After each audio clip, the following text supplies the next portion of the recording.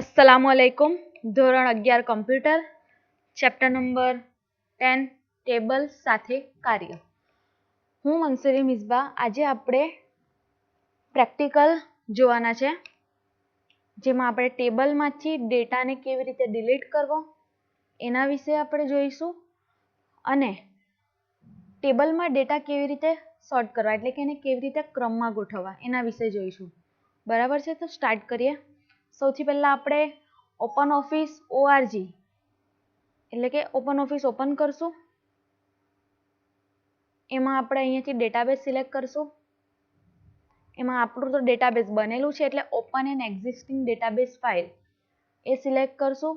અહીંયા મારું ડેટાબેઝનું નામ માય ડેટાબેઝ સિલેક્ટેડ છે જ, એટલે હું અહીંયાથી ફિનિશ બટન ઉપર ક્લિક કરીશ। મારી સામે આ વિન્ડો ઓપન થઈ ગઈ ડેટાબેઝની, જેમાં હું ટેબલ ઓબ્જેક્ટ સિલેક્ટ કરીશ, જેમાં આપણે લાસ્ટ ટાઈમ જે સ્ટુડન્ટ ટેબલમાં ડેટા એન્ટ્રી કરી હતી એને આપણે ઓપન કરશું અને એના ઉપર આપણે આ ટાસ્ક પરફોર્મ કરશું। હું ડબલ ક્લિક કરીને સૌથી પહેલા સ્ટુડન્ટ ટેબલને સિલેક્ટ કરું, એના ઉપર હું ડબલ ક્લિક કરીશ તો એ ટેબલ ડેટા વ્યૂમાં ઓપન થશે, જે આ તમારી સામે છે।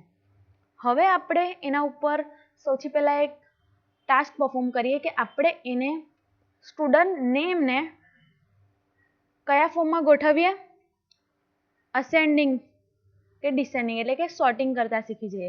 સૌથી પહેલા આપણે આને સિલેક્ટ કરીએ, આ સ્ટુડન્ટ નેમ છે ત્યાં ક્લિક કરશો એટલે કે આખી આ તમારી એક કોલમ સિલેક્ટ થઈ જશે અને અહીંયા તમને દેખાય છે આ સોર્ટ એટલે કે આના પર ક્લિક કરશો તો સોર્ટિંગ આપણું એક ડાયલોગ બોક્સ ઓપન થશે, જેનાથી તમે શું કરી શકો, ઓર્ડર આપીને તમે તમારું ઓર્ડર અસેન્ડિંગ ઓર્ડર આપો કે ડિસેન્ડિંગ જે પ્રમાણે આપશો એ પ્રમાણે એ તમને સોર્ટિંગ કરી આપશે।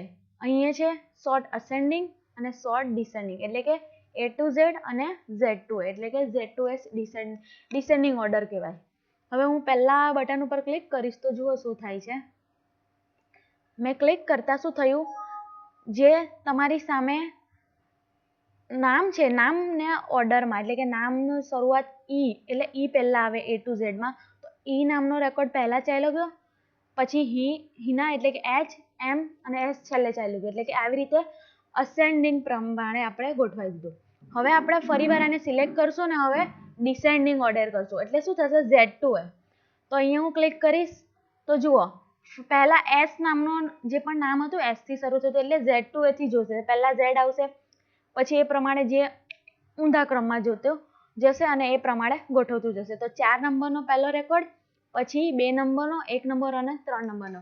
તો આ રીતે આપણે શું કરી શકીએ, આ ટૂલબાર પરથી આપણે જે પણ આઇકોન આપ્યા છે સોર્ટ અસેન્ડિંગ અને સોર્ટ ડિસેન્ડિંગના, એના દ્વારા આપણે એને ક્રમમાં ગોઠવી શકીએ છીએ। હવે આપણે અહીંયા એને સિલેક્ટ કરીને આ સોર્ટ જે આઇકોન છે એના ઉપર ક્લિક કરતા તમારી સામે આ સોર્ટ ઓર્ડર નામનો ડાયલોગ બોક્સ ઓપન થયો।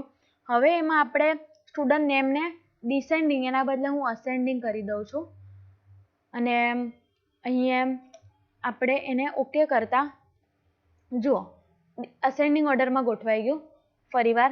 એટલે અહીંથી પણ આપણે ઓપન કરીને આ ડાયલોગ બોક્સ ઓપન થાય સોર્ટ ઓર્ડર, એમાં પણ આપણે આપણી પ્રમાણે અહીંયા ફિલ્ડનું નામ સિલેક્ટ કરવાનું, કઈ ફિલ્ડને આપણી પાસે 3 ફિલ્ડ છે, રોલ નંબર, એડ્રેસ, તો આપણે સ્ટુડન્ટ નેમ રાખ્યું અને એને અસેન્ડિંગ ઓર્ડરમાં ગોઠવ્યું, તો અહીંયાથી અસેન્ડિંગ અને પછી ઓકે બટન એટલે એ પ્રમાણે અહીંયા ગોઠવી દે। બરાબર છે, તો આ આપણે જોયું એક સોર્ટ કરવું, આપણે ડેટાને સોર્ટિંગ આપણે કરતા શીખી ગયા।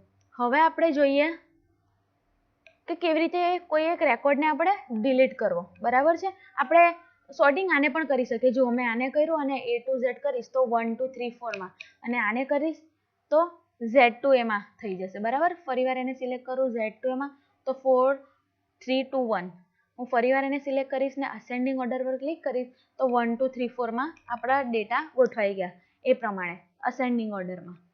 હવે મારે છે ને 3 નંબરનો ડેટા ડિલીટ કરવો છે, તો સૌથી પહેલા મેં એને અહીંયા સિલેક્ટ કર્યું અને હવે હું શું કરીશ, કીબોર્ડ પરથી તમે ડિલીટ કી દબાવી શકો છો, અથવા તો તમારા અહીંયા જે રેકોર્ડ છે આપણે સિલેક્ટ કર્યો, અહીંયા આપણે રાઈટ ક્લિક કરવાનું, રાઈટ ક્લિક કરશો એટલે ડિલીટ રોઝ નામનો ઓપ્શન આવશે, એમાંથી આપણે ડિલીટ હું કરીશ તો મને પૂછશે કે do you want to delete the selected data. તમે યસ કરશો તો ડિલીટ કરશે અને નો કરશો તો નહીં કરશે. તો હું યસ કરું છું. જુઓ 3 નંબરનો ડેટા ડિલીટ થઈ ગયો. તો આ શું આ કર્યું આપણે કર્યું છે અહીંયા કે ટેબલના ડેટા જે છે એને આપણે સોર્ટિંગ કરવું અને બીજું છે આપણે એને ડિલીટ કરતા શીખી ગયા છે. બરાબર છે. તમે એને અહીંયાથી પણ ડિલીટ રેકોર્ડ કરી શકો છો એડિટ મેનુમાં જઈને. જેમ કે મારે બીજા નંબરનો ડેટા ડિલીટ કરવો છે તો એડિટ મેનુમાં જઈ ડિલીટ રેકોર્ડ. બરાબર છે. તો હું અહીંયાથી પણ ડિલીટ કરી શકું છું. હું અહીંયાથી પૂછે છે કે do you want to delete selected data, તો હું કરીશ યસ. તો મારો 2 નંબરનો જે ડેટા જે છે એ રોલ નંબર 2નો એ ડિલીટ થઈ ગયો. બરાબર છે. તો આ રીતે આપણે શું કરી શકીએ છીએ, ટેબલમાં ડેટા ડિલીટ કરી શકીએ છીએ અને પહેલાં આપણે જોયું એને કેવી રીતે આપણે સોર્ટિંગ કરી શકીએ છીએ. બરાબર છે. તો આજે આપણે આ વિડીયોમાં જોયું સોર્ટિંગ કરવું ટેબલમાં ડેટા અને ટેબલમાંથી રેકોર્ડ ડિલીટ કરવું. બરાબર છે. તો આ વિડીયોમાં તમને સમજ પડી હશે એવી હું આશા રાખું છું. વિડીયો જોવા બદલ આભાર.